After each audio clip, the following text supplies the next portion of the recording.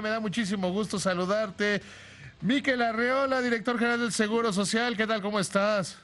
David, encantado de saludarte y agradecido porque me des este espacio en tu programa. No, yo al contrario agradecido contigo. Ya luego platicaremos de Frontón, que a mí me parece Bueno, increíble que seas tan bueno. cuando quieras, por favor.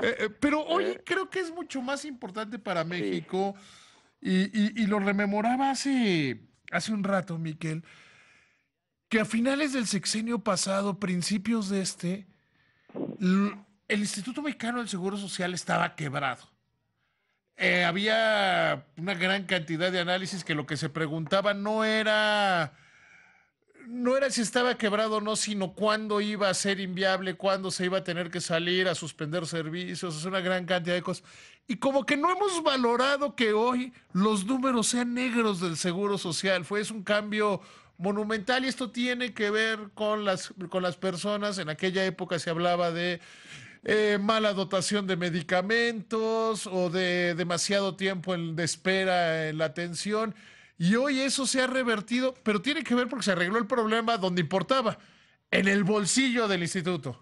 sin duda, David, mira, lo has relatado de manera correcta. Si nos vamos al 2017, por ejemplo, de 2017 a 2012, más o menos se utilizaron más de 60,000 millones de pesos de las reservas del IMSS.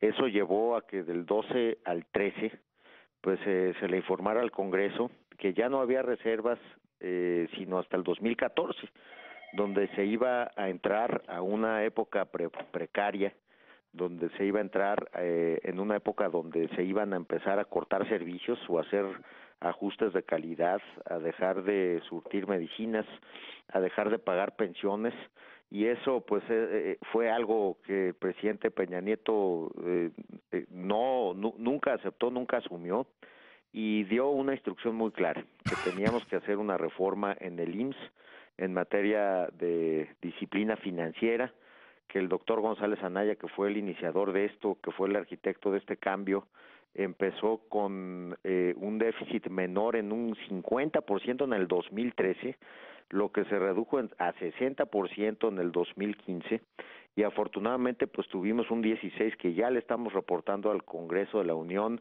Lo hicimos el día viernes, donde salimos con un superávit histórico de 6,400 millones de pesos, y tenemos obviamente un elemento adicional positivo, que sabemos cómo se pueden generar estas inercias positivas en el gasto, estas eficiencias. Se empezó en el propio 2012 con la licitación consolidada de medicamentos.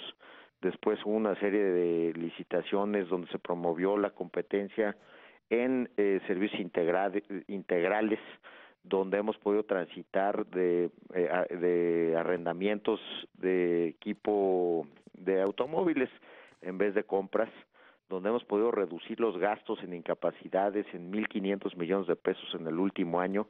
Traemos una reducción, fíjate, en el 2016 de lo que traíamos programado en gasto corriente, salimos abajo en 7,300 millones de pesos. También tuvimos una recaudación adicional de más o menos otros 7,000 millones por generación de empleo, por generación también de mejores actos de fiscalización. Vemos entonces un 2016 donde empezamos a cambiar un poco la argumentación y la relatoría, y por primera vez en muchos años empezamos a hablar de números negros en vez de números rojos. Y además, como tú bien lo señalas, David, podemos generar resultados para mejorar los servicios.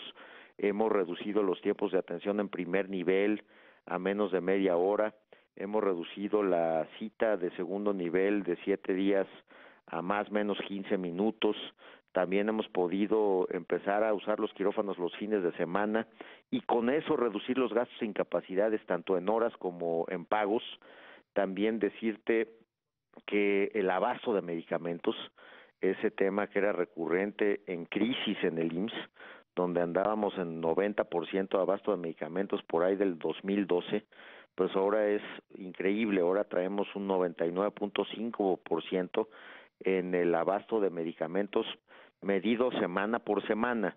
Vemos que en la encuesta de satisfacción el porcentaje precisamente de satisfacción del 2012 al 2017, porque tenemos cortes incluso trimestrales, ha subido 76 a 82%. Entonces, vemos una muy buena perspectiva de mediano plazo, como tú lo dices, en el 12 se dijo que en el 14 se terminaba el IMSS.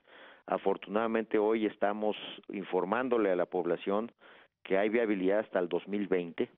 Eso quiere decir que se le han ganado al IMSS 6 años y sobre todo que se tiene una receta de cómo sí poder seguir adelante con una regla de balance presupuestal, de disciplina total en el gasto, una regla de equilibrio financiero, que además vamos a subir al Consejo Directivo de la institución para que esa regla de equilibrio financiero pues se traduzca en que cuando alguien quiera ampliar la brecha entre ingreso y gasto, pues tenga que explicarle a los consejeros por qué. Hoy la idea es que esa brecha que antes que antes implicaba que crecía el ingreso en 2% y el egreso en 5.5%, pues ya no se puede mantener, sobre todo ante la presión que tenemos de pasivo de pensiones. Que esa brecha se vaya acercando, que llegue a ser una cuestión simétrica y que podamos, de aquí al 2035, que es hasta donde nos van a subir las pensiones en su grado máximo, podamos aguantar y podamos tener viable al IMSS. ¿Cuáles son las medidas que se han venido tomando o que se tomaron en ese momento que has seguido tomando tú para corregir este problema, insisto, donde importa, que es en el bolsillo del Seguro Social para poder cumplir con su función? Mira, te enumero por lo menos 5 muy concretas. Los ahorros en compras consolidadas en los últimos años, 4 años, al IMSS le han ahorrado en términos netos 8,433 millones de pesos. Las contrataciones de servicios integrales, que ahora ya son en 35 estados en vez de en 5 regiones, más hemodiálisis, banco de sangre, mínima invasión, servicios de laboratorio, solamente en 2016 ahorraron 2,969 millones de pesos. El ahorro por sustitución de parque vehicular en el 16 también nos generó un ahorro de 101 millones de pesos. Disminuimos por la cirugía de fin de semana 1,500 millones de pesos el gasto en prestaciones económicas, en subsidios e incapacidades. En la última licitación de servicios de seguridad, solamente para el 2016 nos ahorramos 82 millones de pesos, lo que suma para el 16 7,000 millones de pesos en ahorro neto. Ahí es donde estamos encontrando los espacios de oportunidad y subsistencia. Y en el 2012, un poco para el anecdotario y para que no vuelva a ocurrir, tú recordarás, el propio Congreso de la Unión aprobó en el presupuesto para el 13 un paquete de emergencia para el IMSS de 30,000 millones de pesos, ¿Cierto? porque no había ya espacio de gasto de recursos propios. Entonces, lo que queremos resaltar en este informe, además de la buena noticia, es de que no podemos asumir que aquí nos vamos a quedar y aquí nos vamos a ir inerciales. Lo que tenemos que asumir es que tenemos 45,000 millones de pesos de reservas líquidas, pero que al día, David, invertimos 1,200 millones de pesos en el IMSS.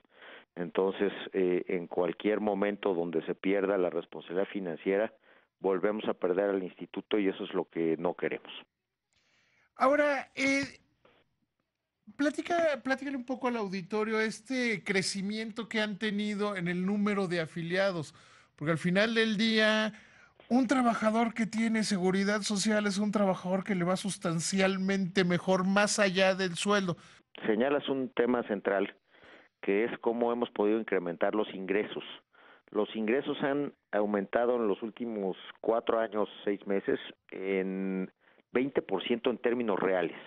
Imagínate que recaudábamos 190,000 millones de pesos en 2012, ahora cerramos el 2016 con 262,000 millones de pesos, lo que implica que se han generado 2.7 millones de empleos nuevos al corte de mayo, y claramente hay una correlación ahí respecto de la fortaleza financiera del IMSS, lo que nos dice también que si queremos seguir con esta tendencia, pues tenemos que seguir generando empleo con seguridad social.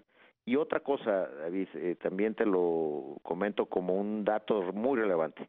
Los esfuerzos de formalización del empleo en el IMSS y en el gobierno federal pues han sido poder auditar juntos las mismas bases con el SAT.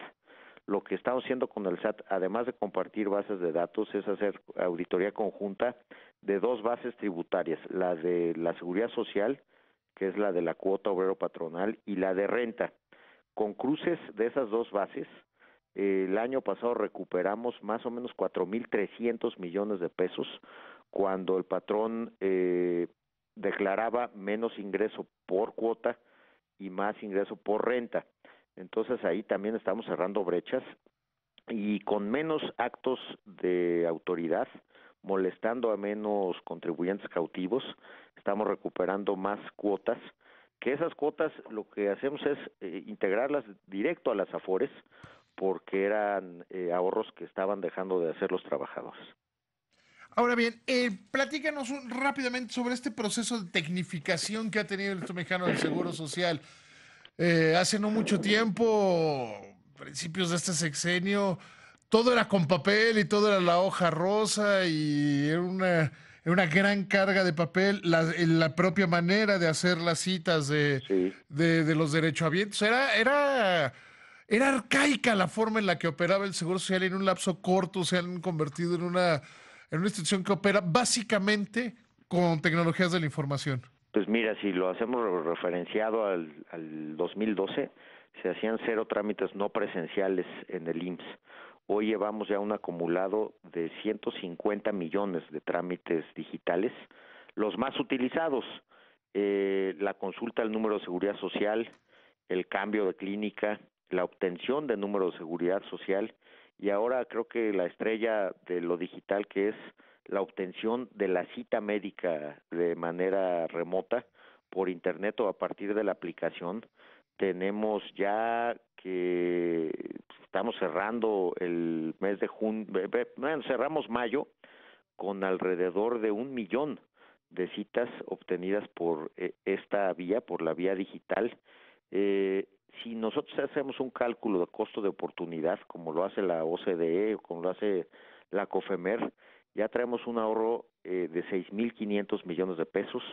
Ya no se pagan obviamente las cuotas con el famoso disquete, ya no se tiene que venir al IMSS a certificar que la mujer está embarazada para que le paguemos su incapacidad. Infinidad de cosas. Mañana vamos a anunciar con los contadores que nuestro dictamen se reduce en 90% en carga regulatoria. Lo hicimos con la industria de la construcción. La base es tan robusta que vamos a poderle ir integrando tantas cosas como necesidades de ya no venir al IMSS. Miquel Arriola, te agradezco muchísimo que me hayas tomado la llamada. Te mando un abrazo y un día hagamos una sección de deportes. Cuando tú lo ordenes, querido David.